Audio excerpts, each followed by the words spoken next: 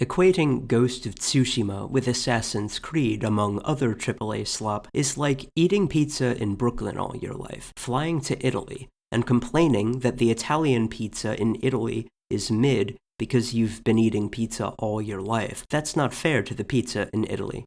Ghost of Yotei is among the best games of 2025. It's so predictably excellent that many have accused it of underwhelming them, as it meets all expectations without exceeding any. A fantastic game, it just does exactly what you want at all times. Highly intuitive controls cater to the least coordinated players, bosses offer satisfying victories, and weak enemies stand next to the bushes. In terms of distinctions from Ghost of Tsushima, Ghost of Yotei seems to exhibit slightly fewer stealth scenarios and slightly more bosses, insofar as a boss is an especially difficult enemy who's important enough to have a health bar.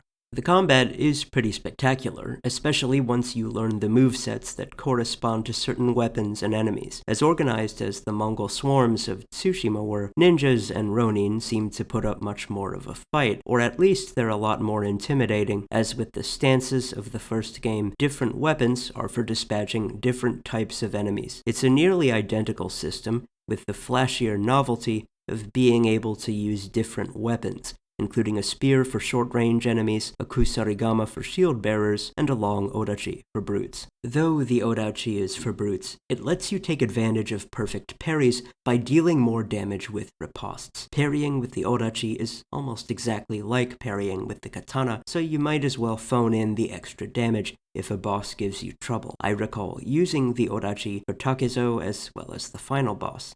Stealth is also as highly intuitive as it was in Tsushima. You can even use the kusarigama to execute enemies from a greater distance. Otherwise, it's not too different from the original stealth, but it was excellent in the first place. You can also bolster stealth by wearing certain types of armor and charms. In particular, this shinobi armor that I used for 3/4 of the game muffles movement and assassinations without neglecting to preserve consumables. Stealth as well as combat mesh well with the third important way of engaging with enemies, which is terror. The more efficient a killer you are, the more enemies will fear you. Killing numerous enemies without taking damage will earn you trump cards to use when you're outnumbered. These powerful moves will strike fear into the hearts of superstitious enemies, effectively strengthening you for a short time. The game shifts seamlessly among killing enemies, sneaking around them, and scaring them away, because they switch among states in a way that feels natural. It's not all stealth all the time, as you need only perform whatever is to your advantage.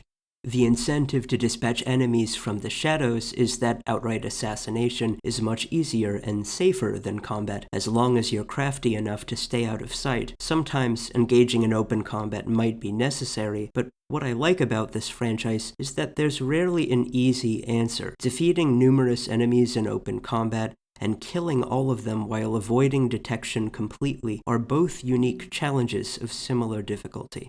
As far as video games go, Yotei's narrative is unusually immersive. I actually enjoyed it more than Tsushima's narrative. What I liked most about it was Atsu's realistic relationship with trauma. A lot of the time, dead parents are part of a backstory, which is nothing beyond an explanation as to what happened to a character before the story. But we watch Atsu experience the murder of her parents in real time. The tragedy has informed her entire stoic personality and the choices she's made throughout her life. Her constant, inescapable flashbacks show us that she exists to exact vengeance on the Yotei Six. The loss of her parents isn't just a part of her backstory, it's a huge part of who she is, and we don't get that from stories with dead parents in them a whole lot of the time. While the different NPCs who train Atsu in the various weapons don't have much screen time, these brief chronicles allow us to understand Atsu and her trauma a bit better. Another aspect of the narrative I love is that Atsu's experience as a woman carrying a sword is actually part of the story. Despite her undeniable skill, the other people she meets wonder why a woman has the audacity to carry a sword. In other games that feature women living in ancient societies, we don't usually see this, but one shouldn't exclude gender from a story that takes place in a world where gender would have mattered a lot, so the writers were thoughtful to include those kinds of exchanges. I can't complete my discussion of Yotei's narrative without addressing the game's different cinematic modes. Ghost of Tsushima had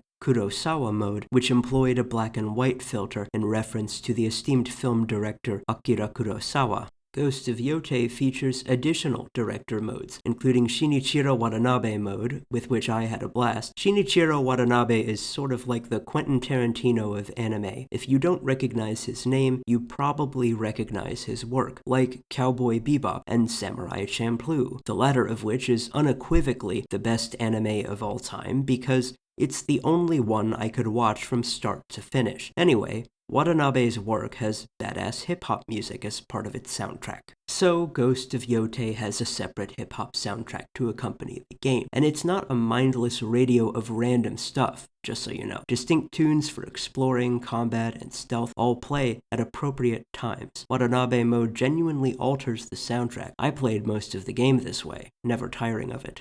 To be clear, Watanabe mode doesn't change every song. Boss battles and important narrative moments have the same music, especially at the beginning and end of the game, but most of what you experience will use the Watanabe soundtrack. Fresh Nujabe's beats are an official part of the base game. As much as I'd love to share some of the music with you in context, I screwed up all the audio for my footage, so I don't have it, but if you ask the search bar for Ghost of Yotei Watanabe mode, I think you'll find it. I could find it myself.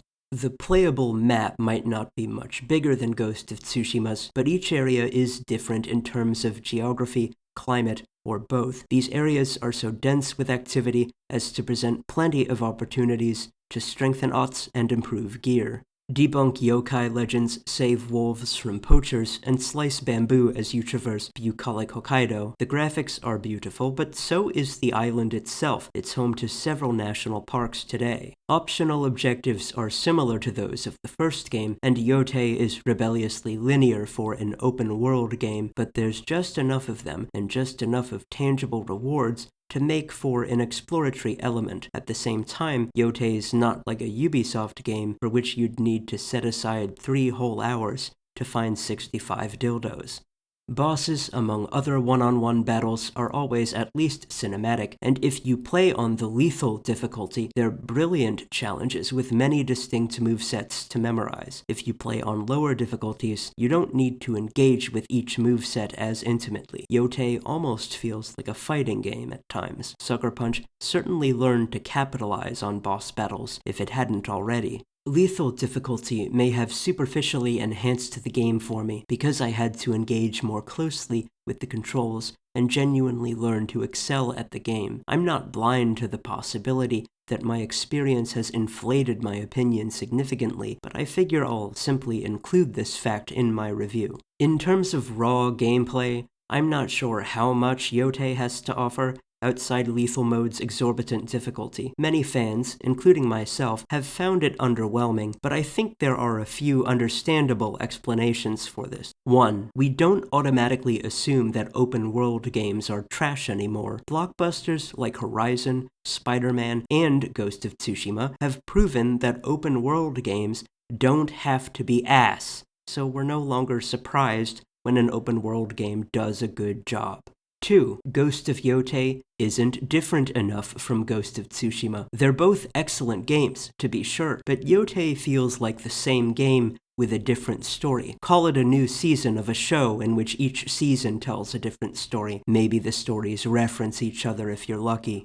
3. The game's too nice to us. It doesn't take any risks or try to give us anything beyond what we expect. Still, it doesn't try to please everybody, and there aren't 100 minute difficulty options like in Assassin's Creed. All in all, quality of life is unusually high, and there's only so much effort we need to exert to have a good time.